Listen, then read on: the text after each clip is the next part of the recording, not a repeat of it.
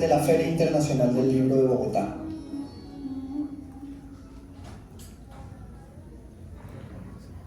Bueno, buenas tardes, bienvenidos.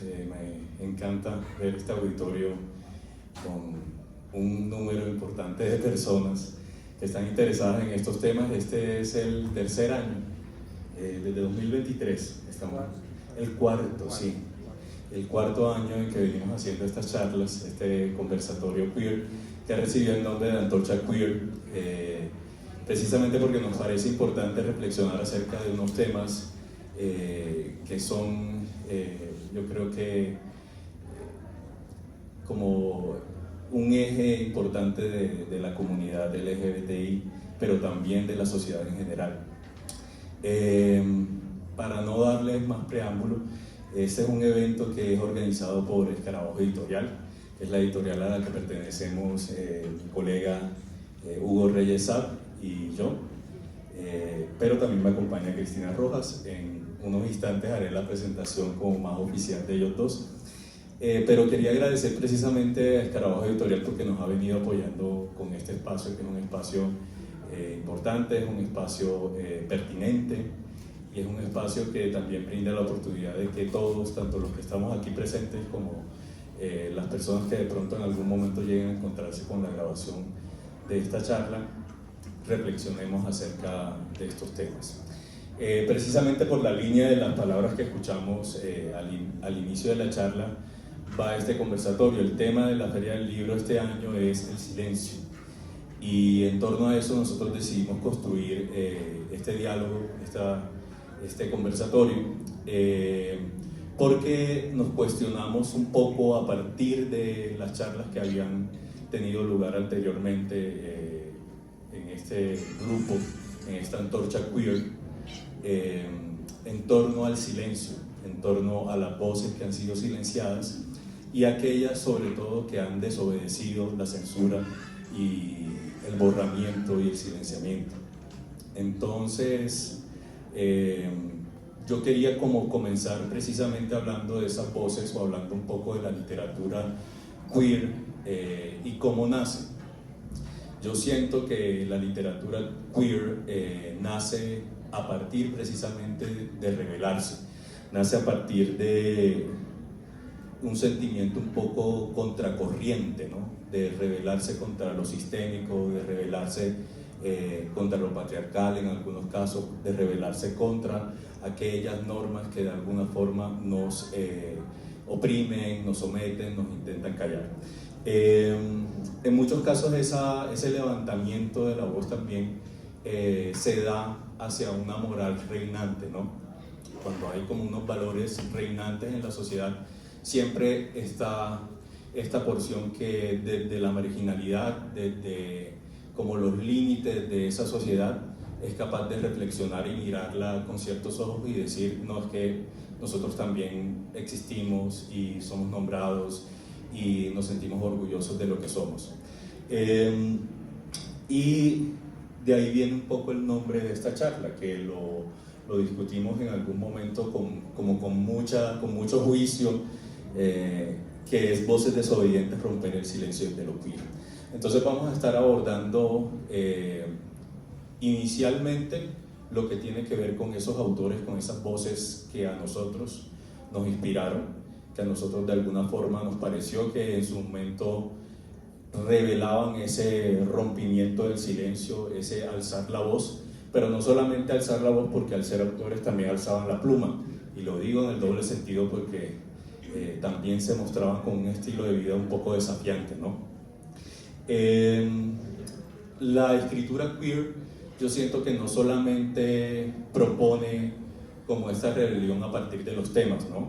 Es decir, cuando se abordan temas que tienen que ver con lo queer, eso es bastante importante señalarlo desde lo político, desde lo social, pero yo creo que también en la forma, es decir, cuando uno elige cierto tipo de narrador, cuando uno elige ciertos giros metafóricos, cuando uno toma uso de su experiencia, uno, digamos que también se está rebelando contra esa parte del sistema y está haciendo como ese alzar la voz, ¿no? ya para no darle más vueltas, quería que le diéramos la bienvenida primero a Cristina Rojas. Ella es una experta en temas de diversidad y es autora del libro de colores, que por ahí está, un libro muy bueno. Y a Hugo Reyes Sack, que es un colega de la editorial Escarabajo y que es autor de la novela Toque de silencio en la troposfera. Entonces, bienvenidos. Yo quería arrancar con esa reflexión a partir de los autores y de las voces que de pronto a nosotros nos han inspirado en ese sentido, porque para mí uno de los fundamentales, yo diría, y de pronto es una figura que puede ser hoy en día muy polémica y casi que cancelable, yo diría, que es Fernando Vallejo. A mí me parece que Fernando Vallejo, a pesar de que puede ser bastante cuestionado por la misma comunidad LGBTI, de tener unas posiciones bastante cuestionables hoy en día, es una persona que se levantó frente a una moral reinante que todos aquí conocemos, que es la paisa, ¿no? Que es la antioqueña. Y de alguna forma esa moral es bastante represora, es bastante conservadora, y él con sus temas, sobre todo con la Virgen de los Sicarios, mostró una forma de ver el deseo, mostró una forma de ver el homoerotismo que tal vez para ese contexto era bastante irreverente, ¿no? Y también yo siento que en ese trabajo que él hizo se revela también una sensibilidad profunda y un acercamiento único al lenguaje, y ese trabajo también representa una forma de levantar la voz, de rebelarse contra esas normas morales reinantes de ese momento. Entonces yo quería hacer esa introducción con Fernando Vallejo, un poco para darle pie a ustedes para que me hablen sobre esas obras o esos autores que a ustedes de pronto los influenciaron, o que de pronto ustedes sienten que hay algo de ese autor o de esa obra que pertenece precisamente a un ánimo de desobediencia, a un ánimo de desafiar las normas, a desafiar también la censura, ¿no? Iniciemos con Hugo, que yo creo que tiene como, todo esto tiene como un lineamiento histórico, entonces Hugo nos va a contar sobre eso. Listo, Javi, muchas gracias. Es un gusto estar otra vez aquí en este espacio, que siempre ha sido como tan interesante porque las miradas que tenemos sobre la literatura queer, ¿no? El movimiento queer siempre nos inquieta, nos enseña muchas cosas. Yo mismo tuve que investigar sobre el término y empaparme porque no conocía a profundidad de qué se trataba. Hablando de las voces disidentes, de las voces necias, de los que intentan romper el silencio, hay una voz, o sea, digamos que la primera novela corta que yo leo, que es La muerte en Venecia de Thomas Mann, que es una novela de 1912, que trata sobre un escritor que en el ocaso de sus días, estando en un balneario en Venecia, ve a un chico muy joven, muy bello, de una belleza impactante, y él ya pues en el ocaso de su vida contrasta, ¿no? Es realmente, no solo es una novela que podría considerarse, digamos, abiertamente gay, sino también es abiertamente estética, en el sentido que es como la confrontación con la belleza, un tema evidentemente que impacta mucho pues a la cultura gay, ¿no? La juventud, la belleza, el erotismo. Y lo lindo con esta novela es que lo sube como a un nivel sublime, porque realmente son los malestares de la belleza, diría yo, ¿no? La confrontación estética de la decadencia del cuerpo pues al final de los días, y la irrupción de esta belleza irreverente y tremenda ante la vida pues de este tipo, ¿no? De un escritor que ya está al final de sus días. Thomas Mann, digamos que no se manifestaba abiertamente gay, pero lo era. Sin embargo, él se casa, tiene como unos 7 hijos, lo cual no significa nada porque las sexualidades son súper diversas. Y fluidas. y fluidez además, para que hablemos en un término mucho más contemporáneo. Y digamos que él abre una puerta interesantísima allí, porque él muestra cómo desde una postura muy intelectual, él era un tipo pues, de los intelectuales más importantes del siglo XX, él toca unas raíces importantísimas de la cultura occidental y abre la puerta. Eso fue como la primera obra que yo vi, además que hay una película muy bella, ¿no? El chino Visconti sobre la muerte en Venecia. Es como lo primero que yo leí que me inquietó, que yo lo sentí abiertamente gay. Pero luego hay una obra que muchas personas desconocen o que no conocen mucho, que se llama Fabrizio Lupo, que es una novela escrita por un escritor italiano, Carlo Coscioli, en 1952. Esta fue una novela súper polémica para la época. Era un escritor italiano, católico, casado también, no era gay además, y la publicación de esta obra le trajo algunos problemas terribles, tanto que él tuvo que exiliarse en México y vivir el resto de su vida allí, porque el solo hecho de que él intentó unir la parte teológica con la parte sexual, el conflicto de la culpa católica, que es tremenda, pues el cristianismo con su carga de culpa con el cuerpo, y él en Fabrizio Lupo hace una cosa súper intrusiva, digo yo, súper rebelde. Él se mete en un campo donde seguramente nadie lo había hecho hasta ahora, y es que él empieza a tener un diálogo. O sea, es una novela que no es erótica, digamos que no tiene un erotismo, pero que simultáneamente es una conversación furiosa con Dios. El personaje, que es Fabrizio Lupo, le cuestiona, le dice a Dios: pero si tú me entregaste este cuerpo y tú me entregaste esta sexualidad, ¿cómo es posible que también me condenes por ello? ¿Sí? Y el personaje, que tenía a su esposa, pues en la ficción del libro, él sentía que cuando se acostaba con su esposa y que tenía relaciones con ella, eso sí era un pecado, eso sí era intrusivo, porque él se sentía que era falso, que era mentiroso, que era un farsante. La novela es todo el drama de Fabrizio Lupo para poder intentar acabar con esa culpa, y la novela tiene un final muy dramático porque él decide suicidarse, y lo hace como una protesta, y lo hace diciendo que bueno, que si le entregaron esa sexualidad, le entregaron ese cuerpo, y sin embargo Dios a través de la iglesia lo condena, él considera que él no tiene por qué seguir viviendo, y Fabrizio Lupo se suicida. En la novela uno ve pues varios intentos que él tiene de relaciones afectivas, y esta novela cayó como una bomba en 1952.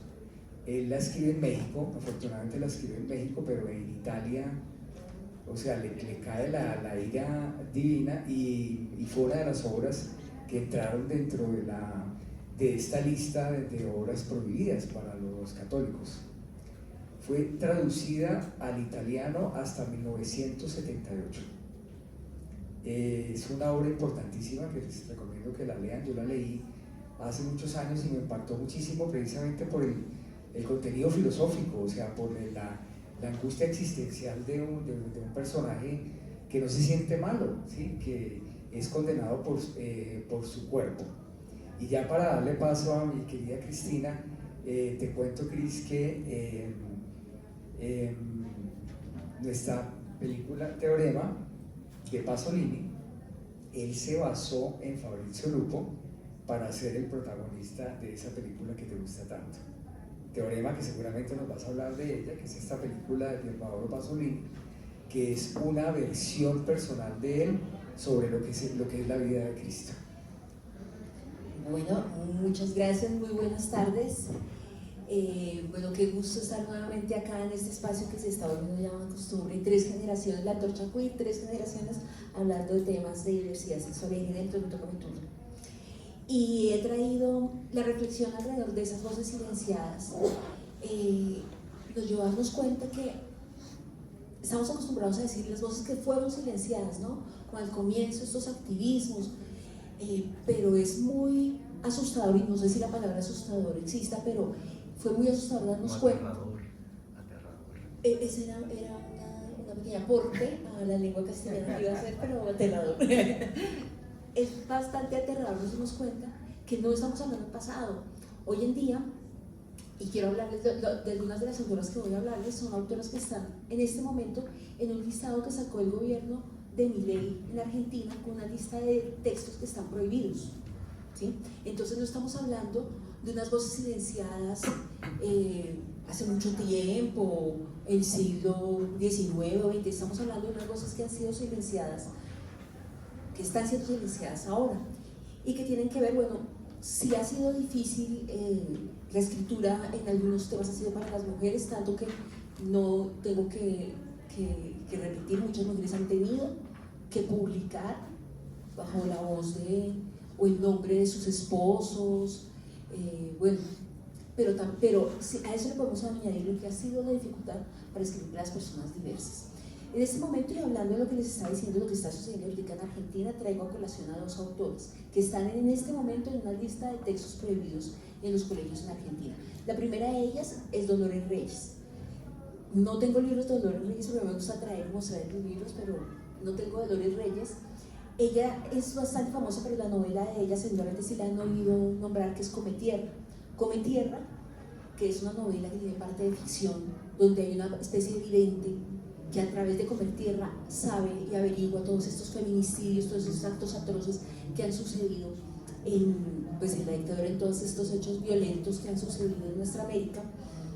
Es una novela de ficción, pero que traía y ponía de frente una circunstancia que está sucediendo y que sucedió durante mucho tiempo en Argentina específicamente. En este momento, al colocar esa novela de Come Tierra de Dolores Reyes en ese listado, ella duró, por lo menos fue un mes de amenazas intensas, ¿sí? De persecución a la familia, por todas las redes. Todos los editores, escritores, escritoras, bueno, hicieron como bastantes campañas y movilizaciones alrededor de ella, hicieron incluso una lectura en el teatro, que no recuerdo el nombre, de Buenos Aires, una lectura de ese libro, Come Tierra, enfrentando ese tipo de censura y de circunstancia que parece increíble que esté sucediendo hoy en día. Entonces tenemos a Dolores Reyes, o sea, nosotros aquí recomendamos autores prohibidos, es lo que nos gusta acá. Entonces, segundo, quiero hablarles de Gabriela Cabezón Cámara, que estuvo hace 5 años aquí en la Feria del Libro precisamente como invitada, y está también en ese listado de autoras y autores prohibidos en este momento. Gabriela Cabezón Cámara es una mujer lesbiana, escritora, y ella tiene, bueno, con el apuro de la salida, trae el que no era. Ella tiene este libro que se llama La Virgen Cabeza, pero el libro que está prohibido de ella es un libro que se llama Las Aventuras de la China Iron. Las Aventuras de la China Iron es un libro que ella publica en el año 2017. Entonces, ¿qué sucede? Una de las obras, de esas obras literarias en Argentina, como es La María para nosotros, es Martín Fierro. Es un poema largo, autobiográfico, de la vida de un gaucho, que es Martín Fierro. Hay una parte en Martín Fierro donde él dice, él escribe, bueno, fui, no sé qué cosas hice, y nombra a una china. Entonces yo cogí a la china, la embaracé y la abandoné. Él abandona a una mujer en la más absoluta pobreza, con un montón de hijos. Y en la novela, o sea, en Martín Fierro, eso es como un pedacito así grande. Lo que hace Gabriela Cabezón Cámara es poner a la china como protagonista de una novela, que son Las Aventuras de la China Iron. Iron es como una ironía de Martín Fierro. Y ella,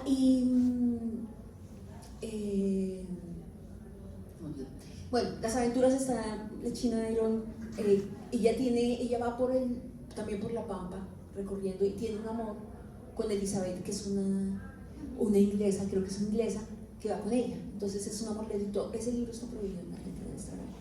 ¿sí? Las Por el aventuras gobierno de Milei. por el gobierno de Milei. Entonces, ahí van dos recomendadas, Gabriela Cabezón Cámara y Dolores Reyes. Bueno, además, porque aquí estamos como tocando temas muy puntuales y ya hemos en otras oportunidades, en otros encuentros de la Antorcha Queer, ya hemos hablado de Camila Sosa, de Claudia Rodríguez, de toda esta escritura de personas trans que ha sido tan difícil, no solamente escribir, pronunciarse, publicarse y demás, ¿no? Pero entonces estoy hablando como para que sean nuevos libros.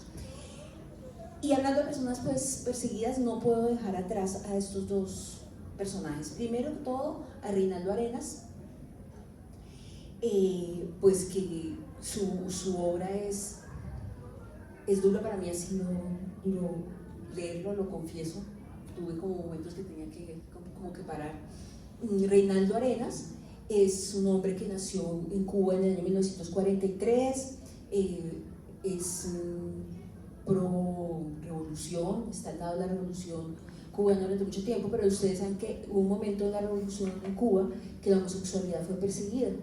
Entonces él sale de Cuba perseguido, él solamente alcanza a publicar un libro en Cuba que es el de Celestino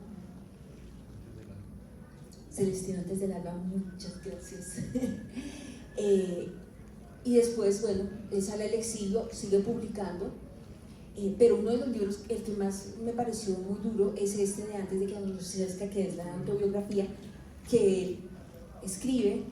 Bueno, yo no tengo tan claro si lo escribe mientras que está preso, dura 2 años preso en Cuba. Pero la historia relata toda su vida y es bastante cruda.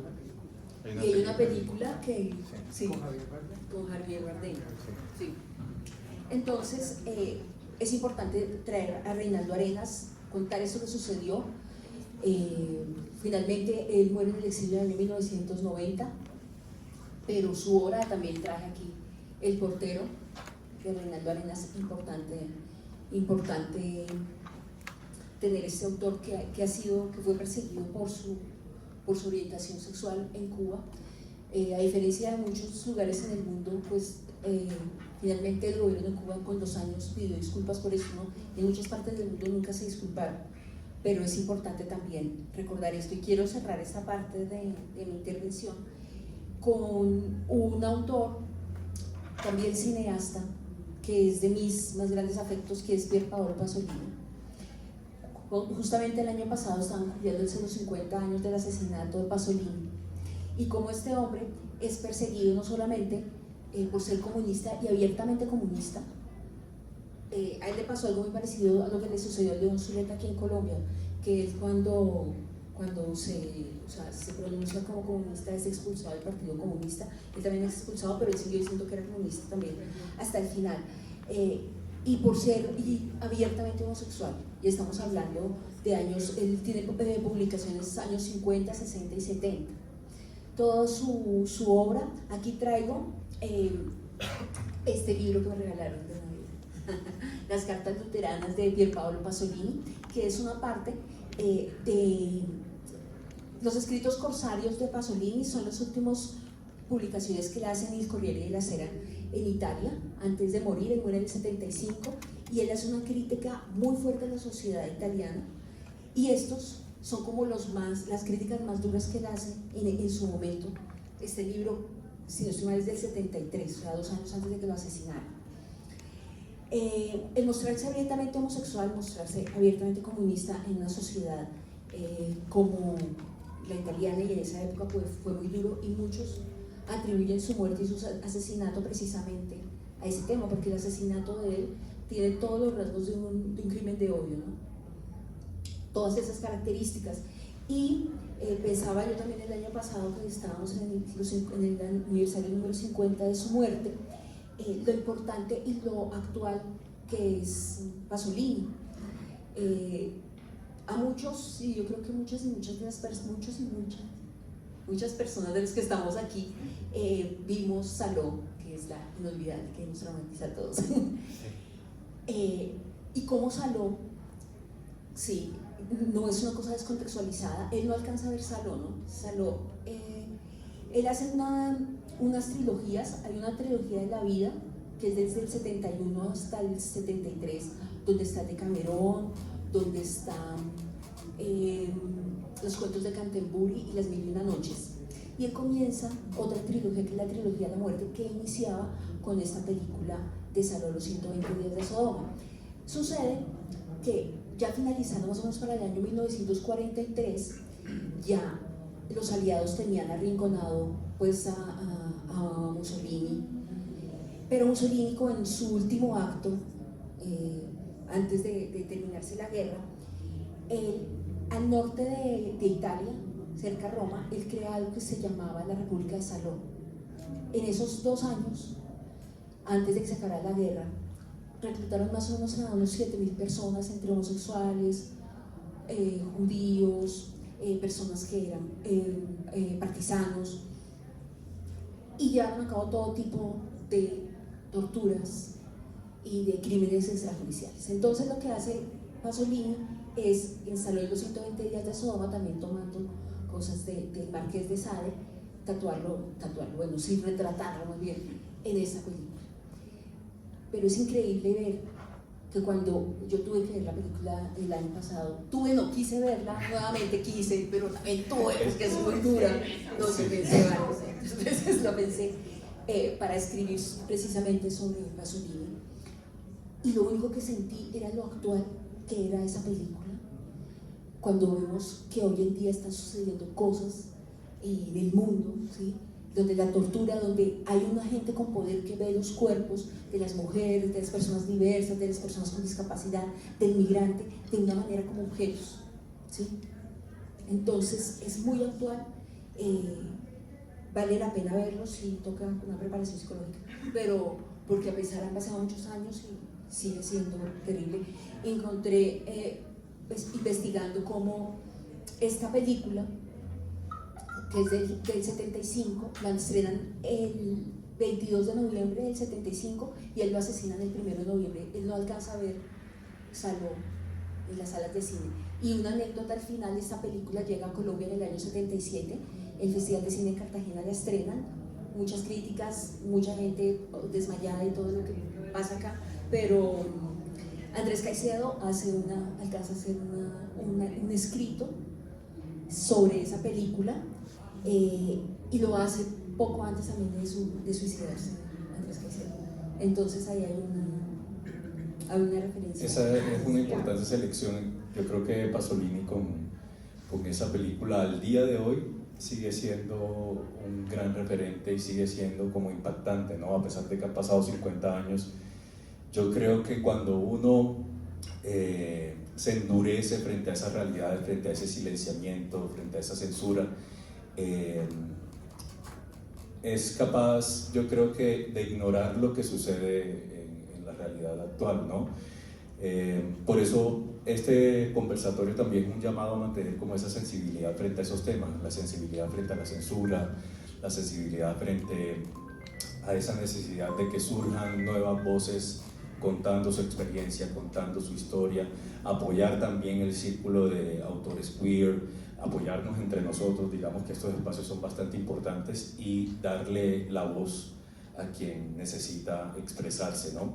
Yo quería que continuáramos por una línea bastante interesante. Nosotros en ocasiones anteriores, en charlas anteriores, nos hemos enfocado mucho, como en esta primera parte que tocamos ahora, hablar sobre los referentes, hablar sobre los autores, hablar de pronto también temas de cultura pop, un poco de cultura general, de artistas que están dentro o son considerados queer y que de alguna forma nos han influenciado y han alimentado nuestro trabajo. Pero también yo quería que ustedes, y yo también lo haré, habláramos sobre la experiencia de la censura y de la autocensura para nosotros.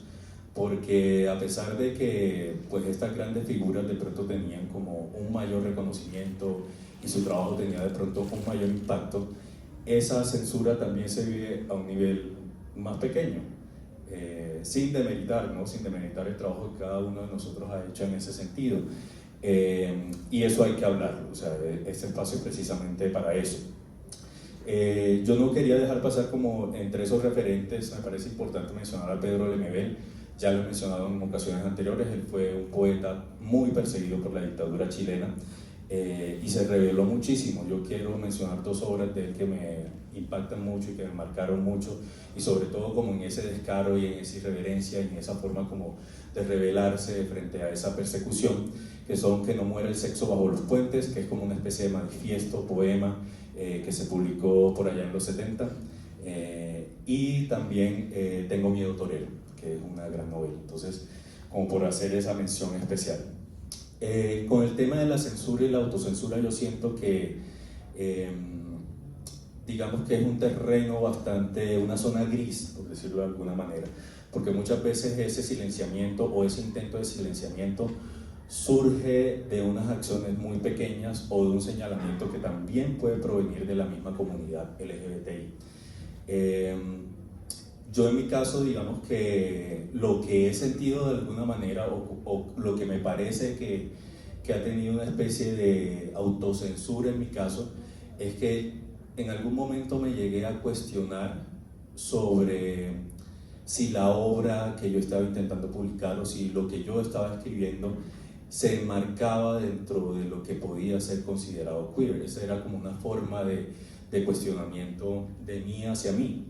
Pero también en algunos casos, digamos que esas decisiones que yo tomaba, que pues por ejemplo Cuerpo Celeste no es una obra que per se se enmarque dentro del homoerotismo o dentro de lo queer, yo sentía que esa era también una forma de traspasar esa barrera de lo queer, de ser considerado un autor queer, porque para mí internamente existía esta percepción de que ser un autor queer era algo de nicho, que de alguna forma, si tú abordabas temáticas que eran exclusivamente queer o abordabas temas que eran más orientados hacia lo homoerótico, hacia las relaciones entre hombres, de alguna forma te volvías un autor de nicho, y eso no te permitía como entrar en otros círculos más serios, entre comillas. Entonces, esa es la forma como yo siento que de alguna manera lo viví.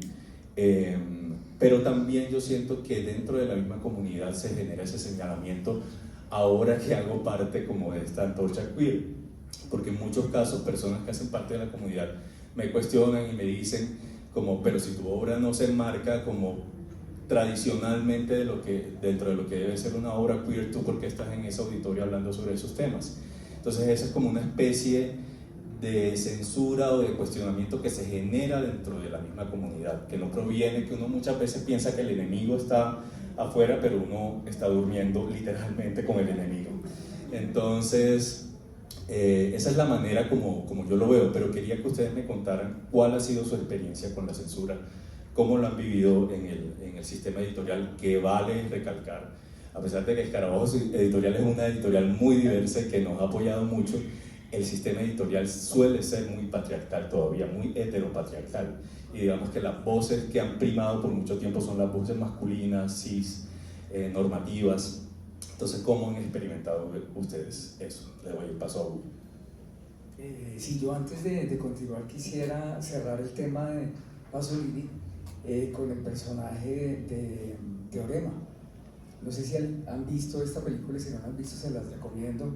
Es importantísima porque en esta película es una historia de un hombre que llega a una casa, a una familia común y corriente sea mamá, papá, hijo, hija, o sea, una familia normal en Italia, y es un hombre de una belleza extraordinaria y él se dedica a seducirlos a todos, o sea, los enamora a todos, tiene una noche de amor con cada uno de ellos y después se desaparece.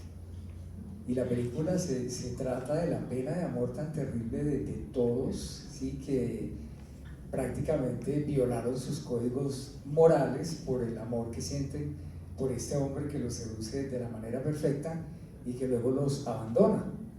Y cuando se le preguntaba a él que realmente qué había detrás de esa historia, Pasolini decía: es Cristo, es que eso fue así. O sea, hace 2000 años llega un personaje que nos enamora a todos y arma un rollo terrible, se muere y se va, y llevamos 2000 años en este duelo que no logramos en este ponernos de duelo y acuerdo. enamoramiento. ¿Ah? Un duelo de enamoramiento. Claro, es un duelo, realmente es una tusa. O sea, para mí el tema con el cristianismo es una tusa.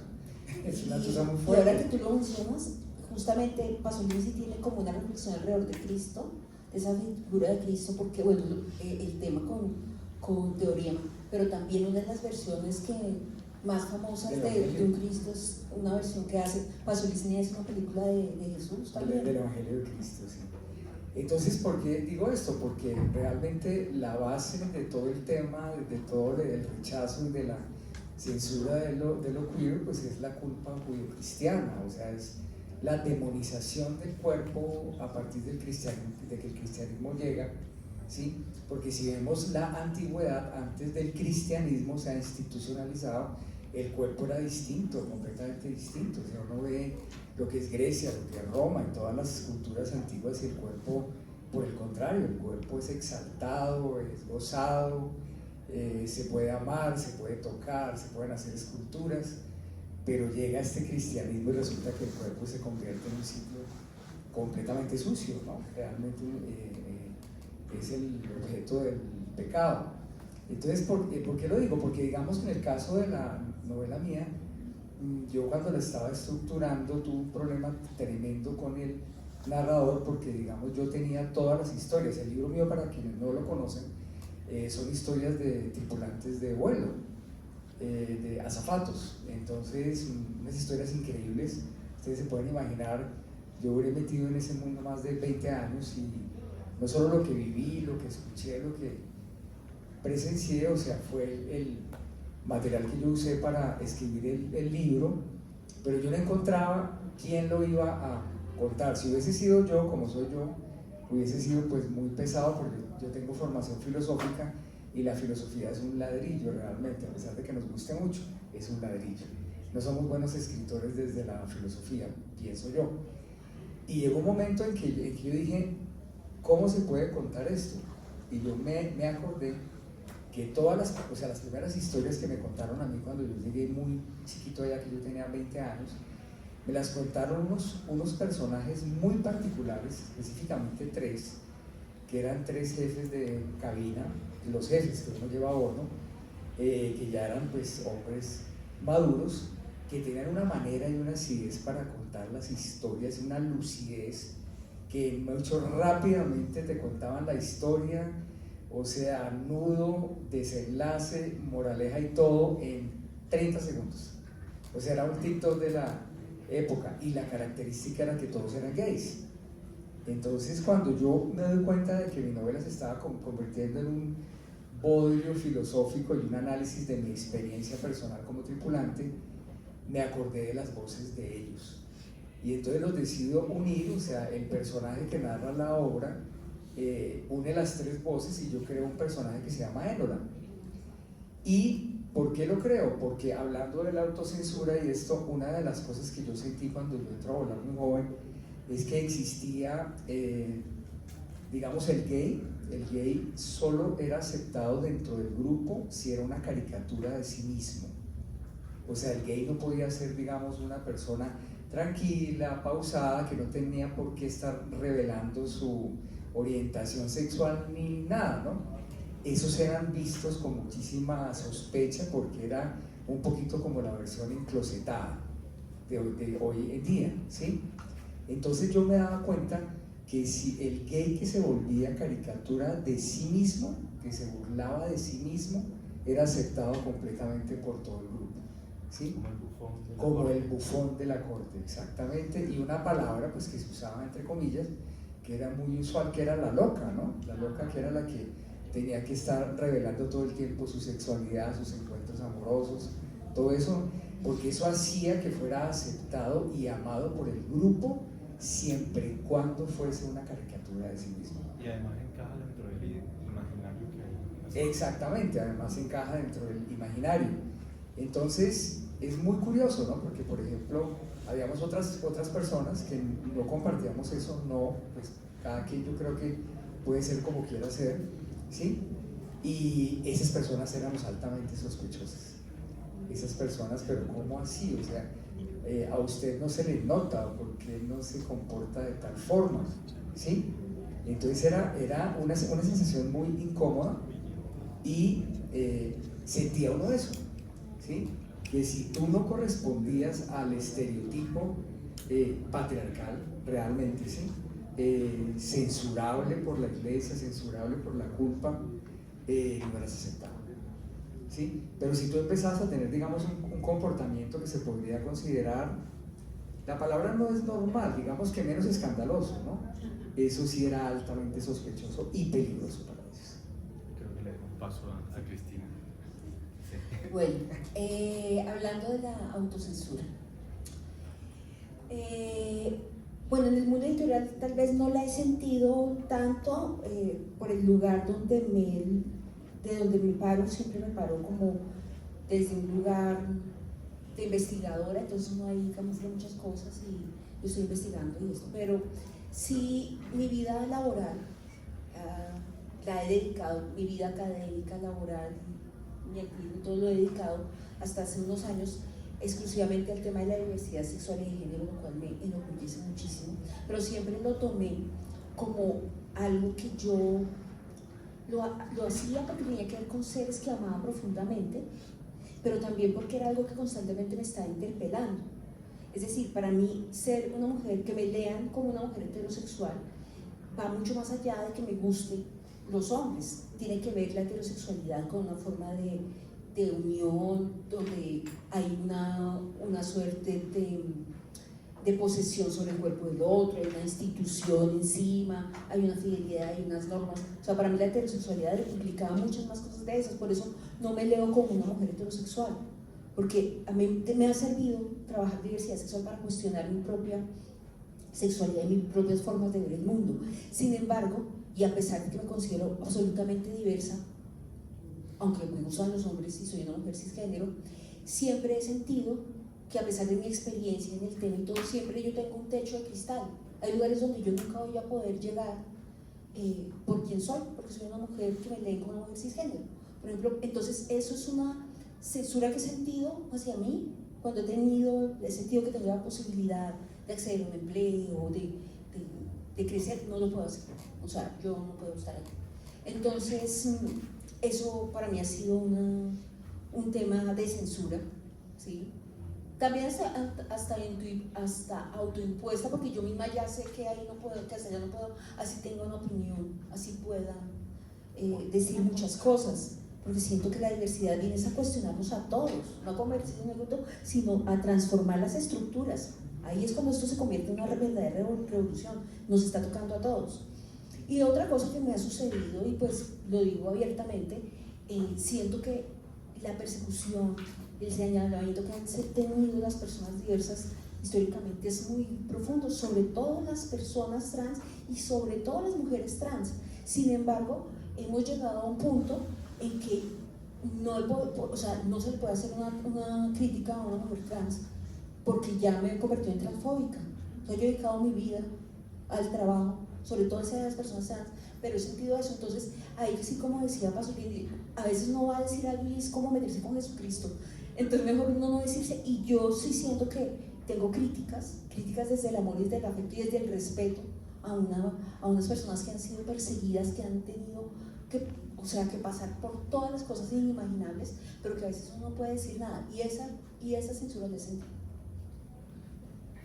Digamos que esa es una forma de censura que, como mencionábamos, proviene de dentro de la misma comunidad y proviene de personas que también se identifican como diversas. Para cerrar, nos queda poquito tiempo, nos quedan un poco más de 10 minutos, pero yo quería que mencionáramos rápidamente de pronto de qué manera cada uno de nosotros ha encontrado ese punto para alzar la voz, para rebelarse contra esa censura o contra ese silenciamiento. Porque yo quería señalar, por ejemplo, en mi caso, que yo he sentido que esta reunión de nosotros, que esta reflexión que hacemos, que digamos que este nivel de exposición que es bastante importante en la Feria del Libro, es una forma de alzar la voz, y siento que para mí ha sido totalmente transformador. Es decir, he aprendido una cantidad sobre autores, sobre temas, sobre historia, que no conocía acerca de lo queer. Entonces esa es como una manera que yo siento que tengo de alzar la voz, pero también apoyando y consumiendo el contenido de autores y de personas diversas. Ese ha sido como mi manera, pero estoy seguro que ustedes tienen también su manera como de alzar la voz y de mostrar como ese inconformismo o de mostrar como esa necesidad que hay de señalar ciertas cosas, mostrar ciertos temas. ¿Cuál sería en tu caso?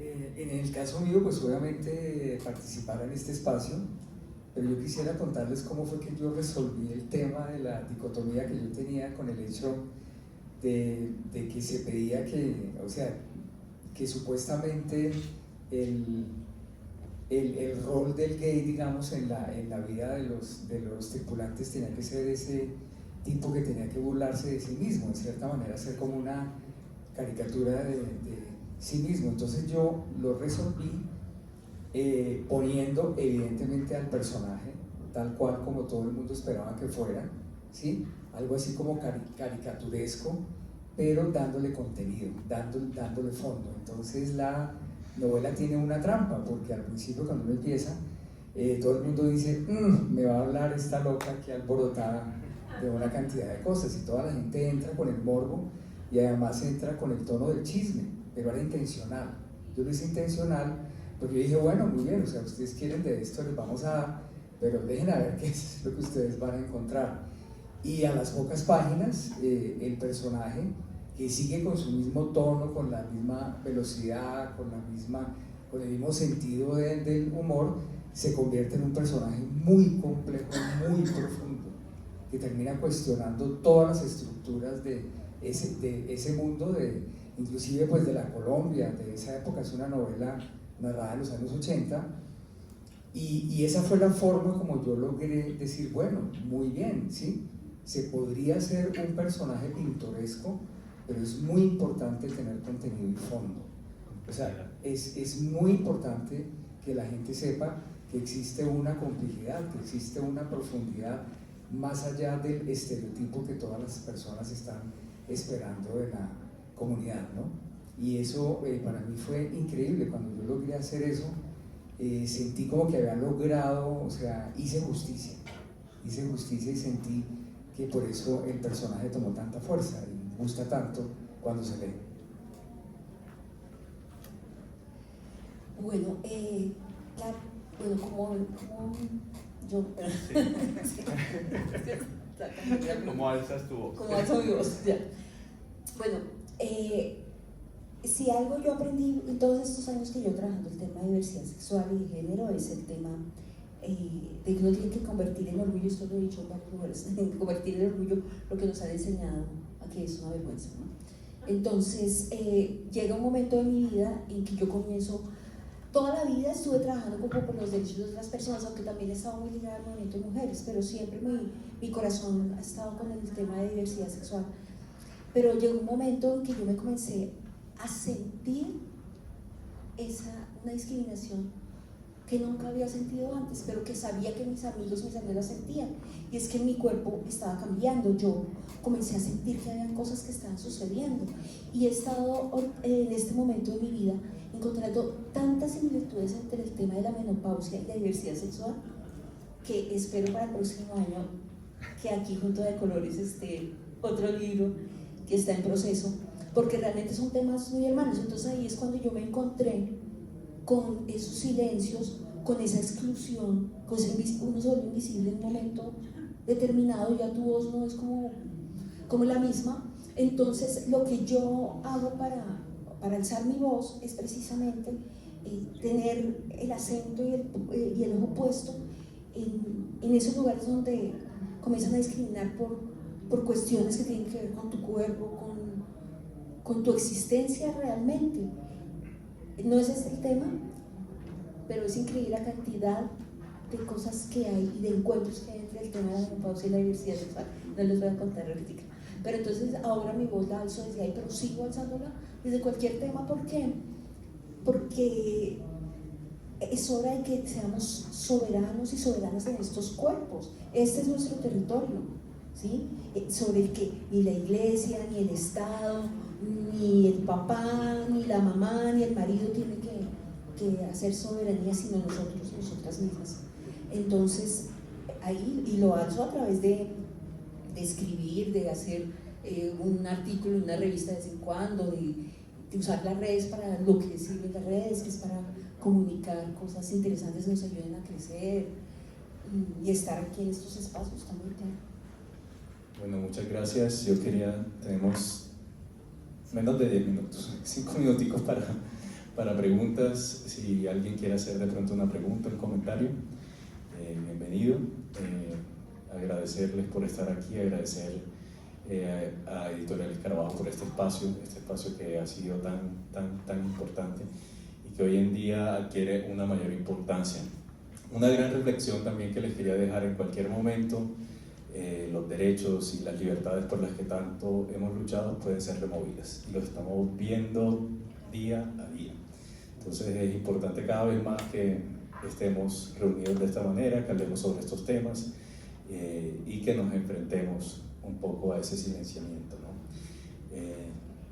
No sé, ¿tienen preguntas? ¿Alguien? ¿Por ahí una manito? No. Pues a mí me gustaría solamente decirles pues gracias por estos espacios, y con lo que terminaste con relación a la preocupación de que podemos volver atrás, y voy a tomar la palabra de Cristina, aterradora, porque sí me aterra volver atrás, y me aterra que estos cuerpos que nosotros transitamos, siendo yo soy lesbiana y pues he hecho también una lucha propia porque podamos las parejas de mujeres o las parejas del mismo sexo tomar decisiones y ser iguales en este país, y la gran preocupación hoy es volver atrás. Con lo que dices es que necesitamos estar más juntos y necesitamos estar, pese a las diferencias y a los ataques desde adentro hacia afuera, como lo planteaste, es poder construir unos relatos que hablen de nosotros y de nuestras resistencias y de nuestras propias vidas, porque la discriminación sí transita en el día a día, y es muy fuerte para los que hemos sido disidentes en este caso, pero también buscar las alianzas con los que tienen varias maneras también de transitar esta vida junto a nosotros. Entonces, un poco cómo juega ahí la solidaridad diversa, que es una construcción, y estoy de acuerdo contigo, Cristina, la menopausia y la diversidad de este cuerpo que transito ahora me ha enseñado mucho más sobre la discriminación de vivir en un mundo donde hoy en día todavía te juzgan por tu cuerpo y por ser mujer, y además por ser lo que quieres ser, por envejecer. Además. Ahí tenemos. Muchas gracias por la charla, siempre un gusto escucharlos. Pues lo que les iba a comentar era básicamente, pues históricamente autores, por ejemplo, Oscar Wilde, Jean Genet, más contemporáneo, digamos, Jaime Bailey, han sido personajes, digamos, que en su momento y su contextos, digamos, de la época, han sido bastante transgresores, han sido básicamente voces disruptivas que se pueden considerar, digamos, para estándares de la época inmorales. ¿Ustedes creen, digamos, se necesita para esta época, digamos, que efectivamente se están perdiendo, se están empezando a perder esos derechos, se está empezando como a difuminar, digamos, como a olvidar esas luchas? Necesitamos ese tipo de voces transgresoras que puedan ser consideradas inmorales, digamos, a los estándares, digamos, dogmas y, digamos, como conciencias heteropatriarcales, como ustedes estaban comentando, para que precisamente, digamos, como que se dé esa notoriedad. Yo creería que sí, yo creería que tienen que existir esas voces, todas las voces, yo creo que son importantes. Siempre y cuando yo creo que haya como mejor dicho, un respeto como por ciertas cosas, ¿no? por las cosas básicas. Pero yo sí creo que esas voces irreverentes, esas voces que se salen como de la norma y que escandalizan un poco son necesarias y finalmente esos son un reflejo de nuestra realidad. Son temas que de pronto las personas no quieren abordar o que de pronto generan incomodidad, pero existen finalmente. Si uno los está mencionando en una historia, sea de ficción, sea de no ficción, es porque existe, y esa es la importancia, mencionar ese mundo. Yo añadiría que, sí, claro, pero creo que hay varios trabajos ahí. Primero, retomar como todos esos autores que traemos acá, que algunos son como dicen, no, eso pasó hace tanto tiempo, pero uno los actualiza y están supremamente vigentes, entonces yo creo que es importante recuperarlos. Segundo, escribir, ¿sí? Impulsar a que escriban o hacer arte alrededor de lo que, o sea, no todos tenemos que escribir, pero si haces arte, si eres actor, si eres escultor, yo qué sé, pero hay que manifestar, hay que dejar esta huella de lo que somos y de lo que estamos acá, desde donde nos vamos, somos maestros, maestras, yo qué sé. También no necesariamente uno tiene que publicar en una editorial así un libro para cambiar. Hay otras formas de publicar, de dar a conocer los escritos, ¿sí? Muchísimas formas, fanzines, revistas, ahora hay redes. Creo que es importante sí, mover la voz y no callarnos, desde lo que cada uno puede hacer. ¿Para cerrar? Y otra pregunta. Más que una pregunta, es algo como que me gustaría, aprovechando que él dice como sí es importante que la voz es transgresora, sí. Y más que todo ahorita que estamos viendo un fenómeno con el apoderamiento de las ultraderechas otra vez, y es que ellos juegan a su favor mucho con esta manera, con la ventana de Orwell. Entonces ellos, algo que la sociedad es impensable, algo que no deberíamos estar discutiendo como un genocidio en pleno 2026, ellos lo hacen y entonces ya no es indiscutible, sino que la sociedad dice sí o no. Nosotros, desde la diversidad, desde nuestros pensamientos como humanos, empáticos, deberíamos también poner esas cosas en discusión, no callarnos, o sea, no en buscar, no voy a incomodar en este espacio, no, sino que realmente también confrontarlos con cosas que para ellos es impensable, para que la conversación ya deje de ser impensable y empiecen a discutir por lo menos sí o no. Entonces, como una invitación a que dejemos de hacer la vida cómoda para los demás, incomodémoslos así como han incomodado la diversidad por tantos años. Siendo yo pues una mujer feminista hetero, pero desde el machismo que me ha tocado vivir es que lo digo, entonces también incomodemos, así como ellos nos incomodan con todas sus ideas estúpidas, nosotros pongamos los derechos sobre la mesa e incomodemos a estas personas también. Muchas gracias, bueno ya se nos cumplió el tiempo, 5 en punto. Muchas gracias al Carabajo Editorial, muchas gracias a la Filbo y muchas gracias a ustedes por asistir. Vamos a estar aquí con los libros si quiere alguien Llevarlo. llevarlos.